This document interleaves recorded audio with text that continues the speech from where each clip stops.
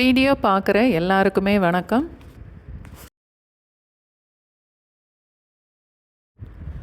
பால் சாதமும் அதோடு சேர்த்து சாப்பிட்றதுக்கு கத்திரிக்காய், முருங்கைக்காய், மொச்சை எல்லாம் போட்டு கிராமத்து ஸ்டைலில் ஒரு குழம்பும் செய்து பார்க்கலாம்.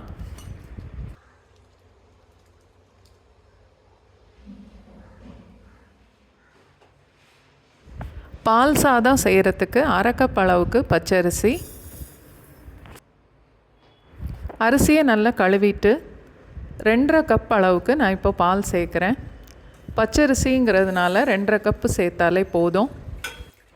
பசும்பால் சேர்த்து இந்த சாதம் பண்ணால் ரொம்ப நல்லாயிருக்கும். இல்லைன்னா ஆவின் பாலில் கூட செய்யலாம். சாதத்துக்கு தேவையான அளவுக்கு உப்பு சேர்த்துட்டு கொஞ்ச நேரம் கொதிக்க விடலாம். ஒரு தடவை கொதித்ததும் அடுப்பை லோ ஃப்ளேமுக்கு மாற்றிட்டு அடிக்கடி கிளறி விட்டுட்டே இருக்கணும். அரிசி ஒரு பாதி அளவுக்கு வெந்து பாலும் வற்றி இந்த மாதிரி வந்ததுக்கப்புறம்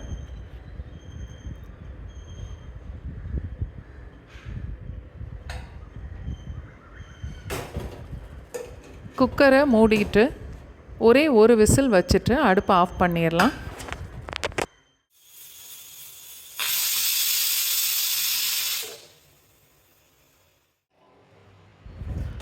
ஒரு பங்கு அரிசிக்கு 2.5 பங்கு அளவுக்கு பால் ஊற்றியிருக்கேன்.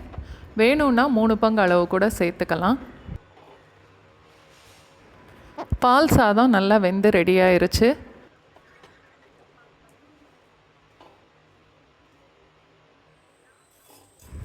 அடுத்து குழம்பு செய்கிறதுக்கு 3-4 டீஸ்பூன் அளவுக்கு எண்ணெய் சேர்த்துட்டு தாளிக்கிறதுக்கு 1/2 டீஸ்பூன் கடுகு, 1/4 டீஸ்பூன் வெந்தயம்,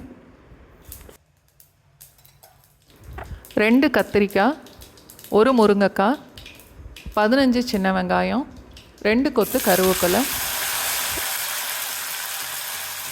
எல்லாத்தையும் சேர்த்து 2-3 நிமிஷம் வரைக்கும் வதக்கலாம்.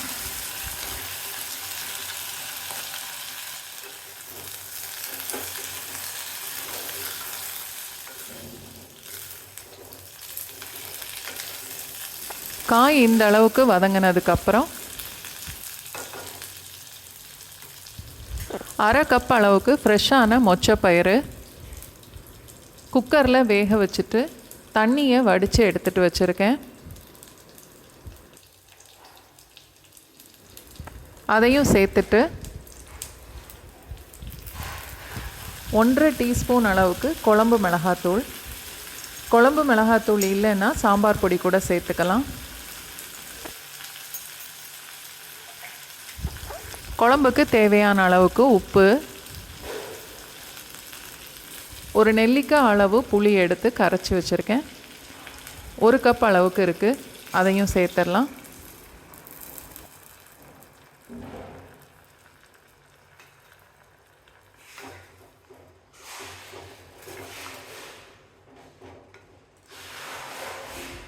இன்னும் கூட 1 கப் அளவுக்கு தண்ணி சேர்த்துட்டு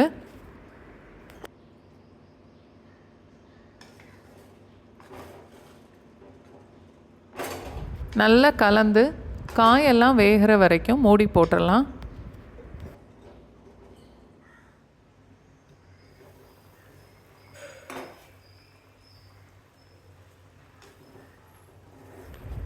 ரெண்டு 3 நிமிஷம் கொதிக்க விட்டாலே காயெல்லாம் வெந்துடும்.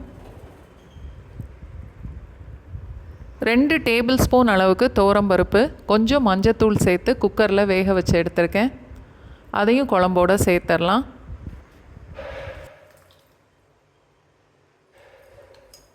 1/2 டீஸ்பூன் அளவுக்கு வெல்லம்,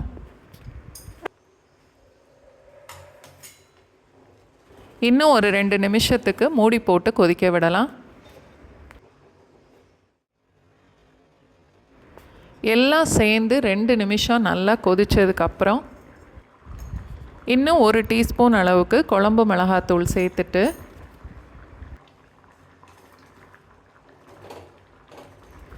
நல்லா கலந்துட்டு அடுப்பை ஆஃப் பண்ணிடலாம். நீங்களும் ஒரு நாள் இந்த பால் சாதமும் குழம்பும் செய்து சாப்பிட்டு பாருங்கள்.